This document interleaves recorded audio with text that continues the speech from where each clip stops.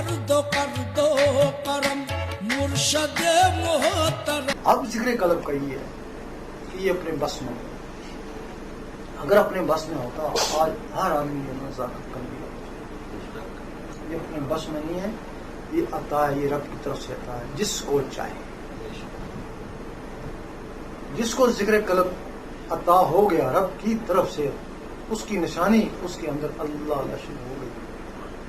جس طرح آپ حج میں جاتے ہیں، اگر آپ کا حج قبول ہو جائے آپ کے پچھلے گناہ معاف ہو جاتے ہیں. ذکر قلب کی بھی یہی ہے، جب اس کا قلب جاری ہو جاتا ہے نا اس کے بھی پچھلے گناہ معاف. سبحان اللہ.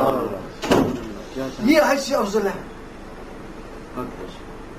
وہاں پتہ نہیں آپ کے اوپر نظر پڑی یا نہیں پڑی، یہ نظر پڑی تھی آپ کا ایسا ہوا. یہ نظر پڑی تو ایسا ہوا نا، وہاں پتہ نہیں آپ کے نظر پڑی نہ پڑی. وہاں حج قبول ہوا تو پچھلے معاف ہو گئے نا، یہاں پچھلے بھی معاف ہوئے تو جو اگلے ہو رہے ہیں نا تو وہ بھی اللہ ان کو کاٹ رہا ہے نا. وہ جو اللہ اللہ ان کو فرق کر رہا ہے. یہ ایک بہتر دریا ہے. جو بھی اس میں گندگی آتی ہے نا تو وہ بہا کے لے جاتا ہے، وہ بھی گندگی آتی ہے نا اس میں بہا کے لے جاتا ہے. تو یہ ذکر قلبی گارنٹی. اگر کسی کو رب کی طرف سے عطا ہو گیا وہ گارنٹی. پھر اس کے لیے غوث پاک نے فرمایا، جب یہ غوث پاک کے پاس تھا انہوں نے فرمایا میرا مریض ایمان کے بغیر نہیں جائے گا. 70 مرتبہ اللہ سے ایمان کے بغیر نہیں جائے گا. اور یہ بھی کہا میرا مریض جیسا بھی ہے وہ بھی ایمان کے بغیر نہیں جائے گا. مریض ہوا ہے جس کا ذکر اللہ قلب اللہ کرے اس کو انہوں نے مریض کہا ہے.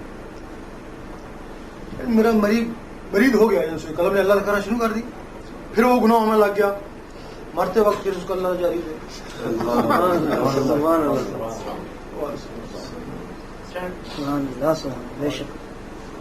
مرتے وقت پھر اس کا اللہ جاری دے گا.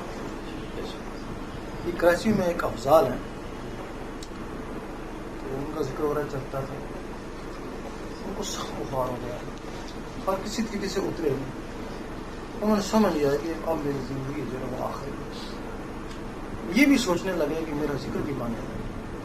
یہ خیال آیا کہ غوث پاک نے کہا تھا کہ جتنا بھی بڑا گنہگار ہے لیکن مرتے وقت اس کا قلب جاری رہے گا دوبارہ. میرا قلب جاری. کہتے ہیں میں نے سوچا میرے اللہ نے شکر.